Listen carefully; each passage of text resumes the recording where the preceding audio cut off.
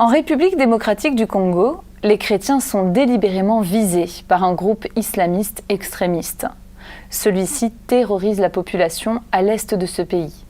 Il s'agit de la Défense musulmane internationale, la MDI, qui agit plus particulièrement dans la province du Nord Kivu. L'objectif de ce groupe ? Créer une zone musulmane dans la région des Grands Lacs. Il tente de nettoyer la zone de toute présence chrétienne.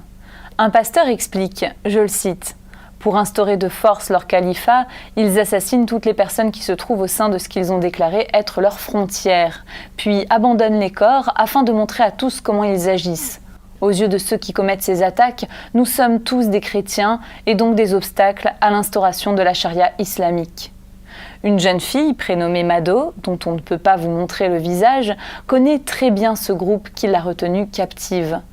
Elle a été jetée dans un trou profond avec 11 autres personnes pendant 4 mois. Forcée à devenir musulmane, mariée de force à un homme âgé, cette jeune femme a réussi à s'échapper après 15 mois d'esclavage. De ce terrible événement, elle garde le souvenir d'une dame parmi les victimes qui n'avait de cesse d'encourager les autres à tenir ferme dans leur foi. Dans cette zone de la République démocratique du Congo, l'Église est généralement connue pour être forte spirituellement. Mais le défi de la persévérance et de la fidélité à Christ reste de taille. L'action, c'est prier. Depuis son enlèvement, Mado fait tout son possible pour réintégrer la société malgré la stigmatisation qu'elle endure. Certains se demandent comment elle a pu réussir à s'enfuir et se méfient. Aussi, cette jeune fille essaie de faire de son mieux pour procurer à ses 2 jeunes enfants de l'espoir pour l'avenir. Prions pour Mado, afin qu'elle soit fortifiée par Dieu dans cette difficile épreuve. Prions pour les chrétiens et les chrétiennes qui reçoivent des formations pour tenir ferme dans la foi.